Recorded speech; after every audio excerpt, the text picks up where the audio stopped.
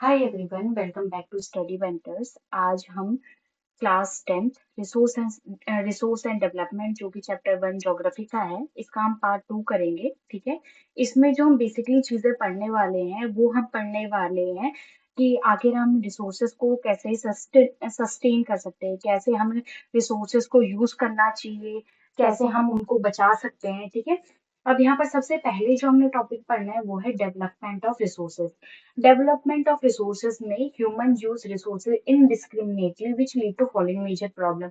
आपको भी पता है कि क्या होता है कि जब इतने सारे रिसोर्सेज मिलते हैं तो ह्यूमन क्या कर रहा है, उनको बिना कुछ सोचे समझे यूज करे जा रहा है, जिसकी वजह से उनको बहुत सारी जो प्रॉब्लम्स है वो फेस करनी पड़ रही है। ठीक है।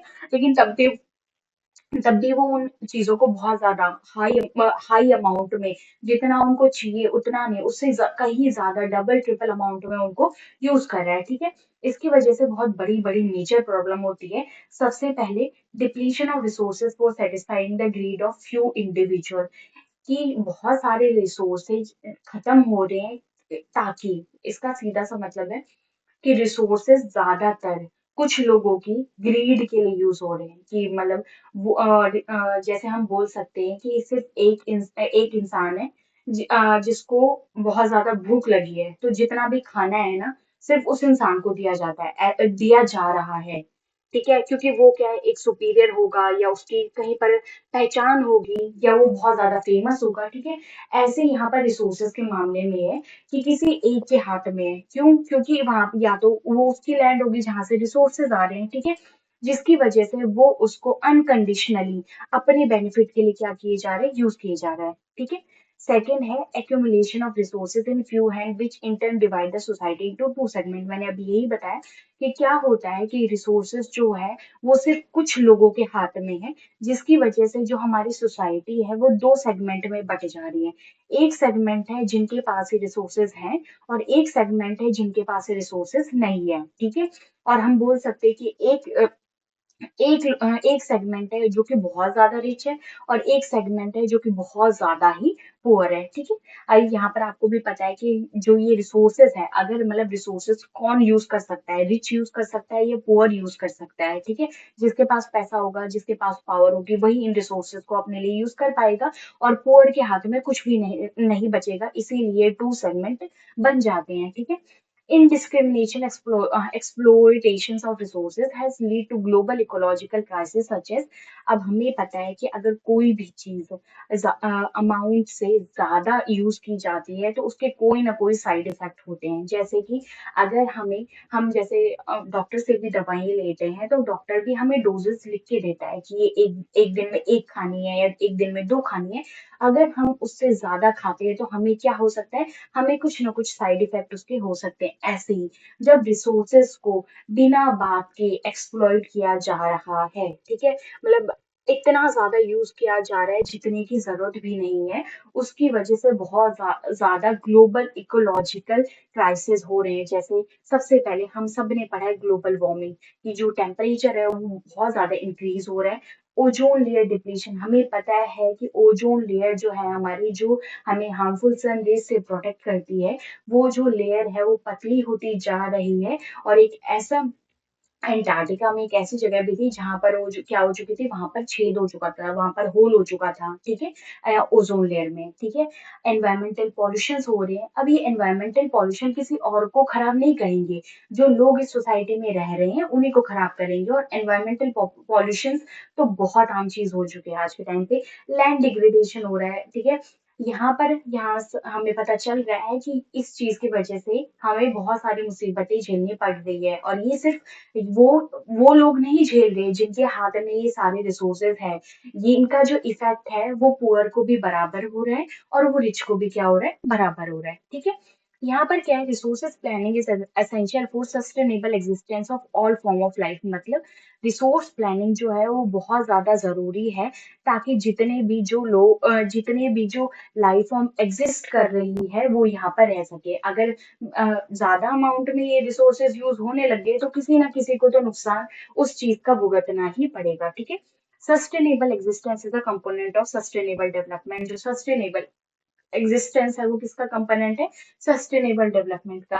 आखिर ये सस्टेनेबल डेवलपमेंट होता क्या है, तो सस्टेनेबल डेवलपमेंट का मतलब होता है, इसकी जो डेफिनेशन वो होती है, it mean development should take place without damaging the environment and development in the present should not compromise with the need of future generation. इसमें हमें सस्टेनेबल डेवलपमेंट की जो डेफिनेशन है, इसकी हमें हमें दो चीजें इससे मेनली हमें देखने को मिल रही है, पता चल रही है इसकी डेफिनेशन से, कि एक, कि डेवलपमेंट होना जरूरी है।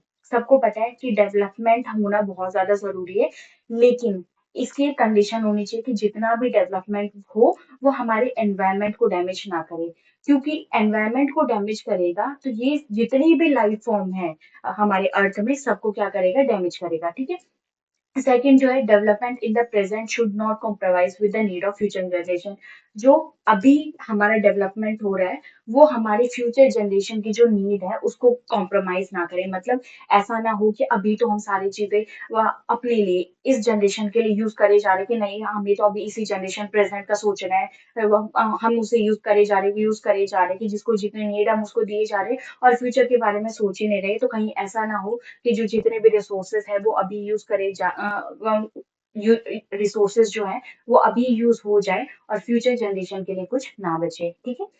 अभी क्या हुआ था कि जो सस्टेनेबल डेवलपमेंट है इसके नीचे एनसीईआरटी ने दिया गया है फर्स्ट इंटरनेशनल अर्थ समिट, ठीक है। ये कब हुई थी, ये 1992 में हुई थी। इसके बारे में भी जानना जरूरी है, क्या पता आपके पास कोई एमसीक्यू आ जाए या हमारे पास कोई क्वेश्चन आ जाए इसी से रिलेटेड, ठीक है। तो फर्स्ट इंटरनेशनल अर्थ समिट हुई थी 1992 में, ये हुई थी रियो डी जेनेरियो अर्थ समिट, ठीक है। इसका जो मेन टॉपिक था वो था problem of environmental development at the global level. Global level पे हम कैसे एनवायरमेंट को डेवलप, हम अपने एनवायरमेंट को डेवलप करें, क्योंकि सब जितनी भी कंट्रीज है सब में कहीं ना कहीं किसी एक कंट्री को भुगतना नहीं पड़ रहा है। जो एनवायरमेंटल क्राइसिस हो रही है वो सारी कंट्री को इफेक्ट करेगा, ठीक है। इसका जो कंक्लूजन निकला था इस समिट का, जितने भी लोग वहां पर आए थे, यहाँ पर इसका कंक्लूजन था कि उस समिट में एजेंडा 21 अडॉप्ट किया गया था, ताकि हम सस्टेनेबल डेवलपमेंट को 21st सेंचुरी में अचीव कर सके। जो हम जिस सेंचुरी में हम चल रहे हैं यहाँ पर हम सस्टेनेबल डेवलपमेंट को अचीव कर सके। अभी हमने ऊपर भी पढ़ा, सस्टेनेबल डेवलपमेंट का मतलब है कि डेवलपमेंट हो without damaging the environment, and जो डेवलपमेंट है वो हमारे फ्यूचर को कॉम्प्रोमाइज नहीं करना चाहिए, फ्यूचर जनरेशन की नीड्स को, ठीक है। अब आखिर एजेंडा 21 क्या था, एजेंडा 21 था, it is a declaration sign by world leader. ये एक डिक्लेरेशन था जिसको जितनी भी अर्थ समिट में गए थे सारे वर्ल्ड लीडर ने 1992 में इसको साइन किया था। इसका बेसिकली एम था achieving global sustainable development, globally sustainable development को अचीव करना। It is the agenda to combat environmental. आखिर इसमें क्या क्या चीजें आती थी, इसमें मेन चीजें आती थी कि एनवायरमेंटल डैमेज को हमने कॉम्बैट करना है, उससे लड़ना है, पोवर्टी से हमें लड़ना है, diseases through global cooperation on common interest, mutual need and share responsibility. मतलब डिजीजेस होगी उनको हमें कोऑपरेशन से एक दूसरे की सहायता लेके उसको खत्म करना है, mutual needs and share responsibility. मतलब सिंपल सी बात यहाँ पर ये बोली गई है कि अगर किसी और कंट्री को जरूरत पड़े, तो अगर एक जैसे दो कंट्रीज है, समझ लो इंडिया एंड आप समझ लो इंडिया एंड यूएस, समझ लो कि अगर इंडिया में कोई क्राइसिस आया है तो उस टाइम पे यूएस उसकी हेल्प कर दे, और जो यूएस अगर यूएस में कोई क्राइसिस आया है तो अगर इंडिया के पास वो चीजें हैं जिसकी वजह से वो चीजें कॉम्बैट हो सकती है तो वो उसकी हेल्प कर दे, ठीक है। इसका मेनली मतलब ये था, ठीक है। और मेन जो मकसद था यहाँ पर एनवायरमेंटल डैमेज को कम्बैट करना, पोवर्टी को कम्बैट करना, डिजीजेस को कम्बैट करना था, ठीक है। नेक्स्ट क्या है, रिसोर्सेज प्लानिंग। अगर हम ये पढ़ लिया कि सस्टेनेबल डेवलपमेंट जरूरी है, आखिर ये सस्टेनेबल डेवलपमेंट आएगा कैसे।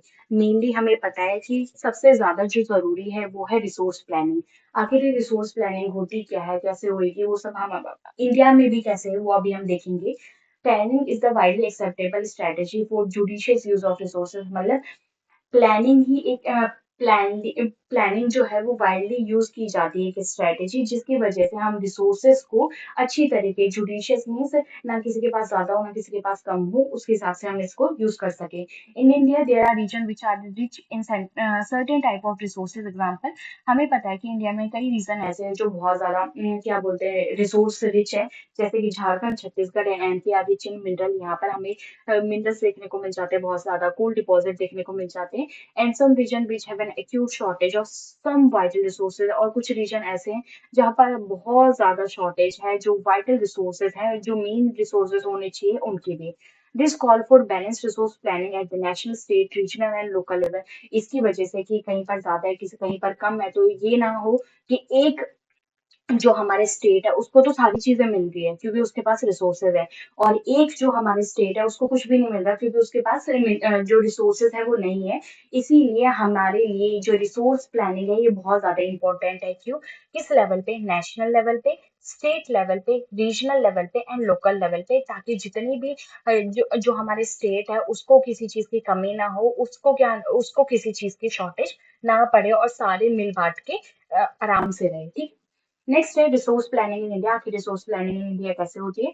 Resource planning is a complex process which involve. Resource planning एक बहुत ज्यादा कॉम्प्लेक्स प्रोसेस है, इस क्योंकि इसमें बहुत सारी चीजें देखने पड़ती है। जैसे फर्स्ट है हमारा identification and in inventory of resource across the region of the country. मतलब पहले हमें आइडेंटिफाई करना पड़ता है, ढूंढना पड़ता है कि किस रीजन में हमें कौन सा रिसोर्स देखने को मिलेगा अपनी कंट्री में। उसके बाद उसका उस रीजन का सर्वे होगा, फिर मैपिंग होगी कि कौन सी जगह पे प्रेजेंट है, क्वालिटेटिव एंड क्वांटिटेटिव, कितनी क्वांटिटी में, क्वालिटी कैसी है, मेजरमेंट ऑफ द रिसोर्सेज के आखिर कितना हमें यहाँ से मिल सकता है। वो सारी चीजें हमें पहले से हमें लिखना पड़ता है कि आखिर आइडेंटिफाई करना पड़ता है कि आखिर वहां पर क्या है, कितना है। ठीक है। नेक्स्ट है evolving a planning structure adopt with appropriate technology. अब हमने हमने आइडेंटिफिकेशन तो कर लिया, उसके बाद हमें क्या बना, अब हमें क्या चाहिए, हमें ये देखना है कि हमारे पास टेक्नोलॉजी है, स्किल्स है, इंस्टीट्यूशन है, ताकि हम क्या करें, जो हमारे इस रिसोर्स डेवलपिंग प्लान है उसको क्या कर सके, इम्प्लीमेंट कर सके। और अगर हमारे पास ये चीजें नहीं है तो हम उनको सेटअप कर सके, ताकि हमारे पास जो रिसोर्स आया है इसको हम किसके लिए यूज कर सके, अपने डेवलपमेंट के लिए यूज कर सके। ठीक है। Matching the resource development plan with overall national. अभी क्या है मेन, कि हमने ये तो देख लिया कि रिसोर्स डेवलपमेंट प्लान तो हमने बना लिया, लेकिन हमें ये भी देखना है कि जो रिसोर्स डेवलपमेंट प्लान है ये नेशनल डेवलपमेंट प्लान के साथ मैच कर भी रहा है या नहीं कर रहा, कि जो इसका खर्चा आना है, कि जो इसमें चीजें लगनी है, कहीं कहीं वो इतनी ज्यादा एक्सीड तो नहीं कर रही कि जो हमारे नेशनल डेवलपमेंट प्लान है वो हमारा कहीं ना कहीं क्या हो रहा हो, खराब हो रहा हो। ठीक है। नेक्स्ट हमने देखा है resources are necessary for the development but just availability of the resources in the absence of the technology and institution. अब यहाँ पर ये बोल रखा है, हम सब ने देख लिया कि अगर एक कंट्री को डेवलप्ड होना है तो उसके लिए रिसोर्सेज बहुत ज्यादा जरूरी है, और लेकिन जस्ट अवेलेबिलिटी से कुछ नहीं होता। ठीक है।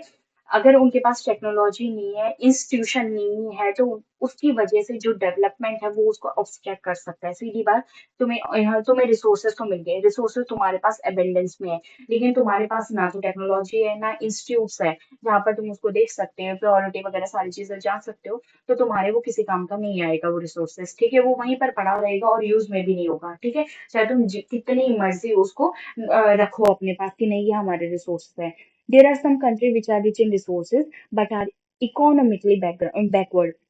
बहुत सारी कंट्री ऐसी है अभी भी, कि जिनके पास रिच इन रिसोर्सेज है, बहुत ज्यादा रिसोर्सेज वहां पर पाए जाते हैं, लेकिन वो अभी भी इकोनॉमिकली क्या है, बैकवर्ड है। जैसे कि अफ्रीका, अफ्रीका में अबंडेंस ऑफ रिसोर्सेज है। ठीक है।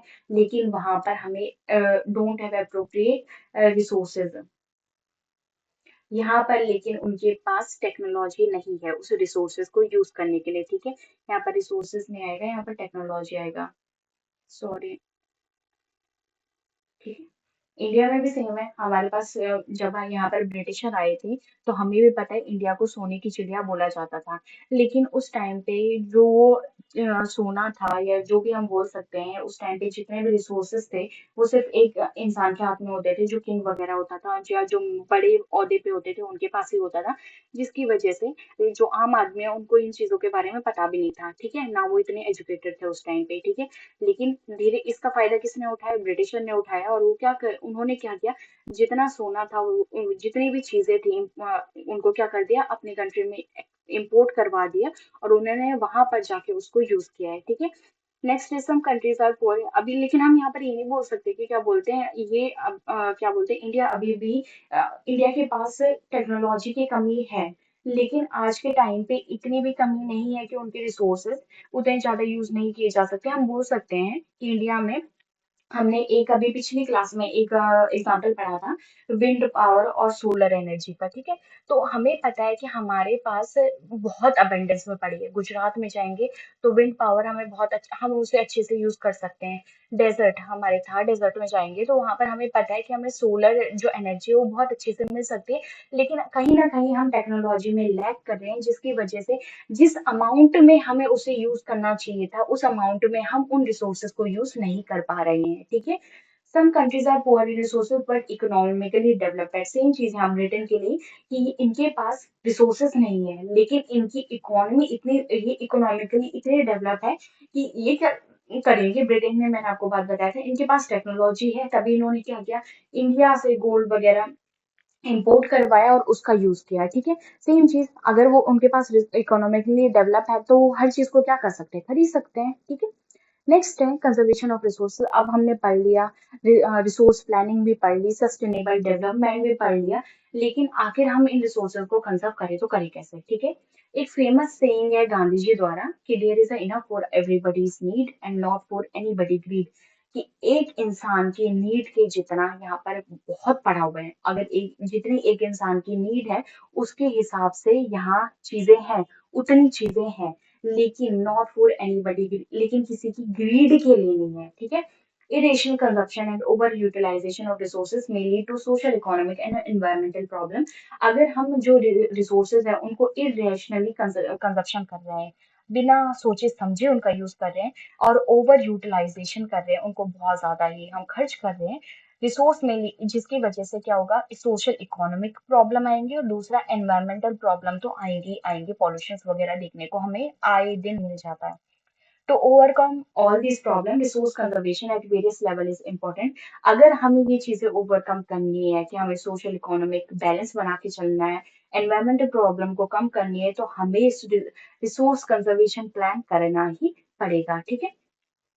नेक्स्ट है conservation of natural resources soil wild life. ये एक पोस्टर है, ठीक है। यहाँ पर ये लिखा हुआ है थिंक एक्ट सेव, ठीक है।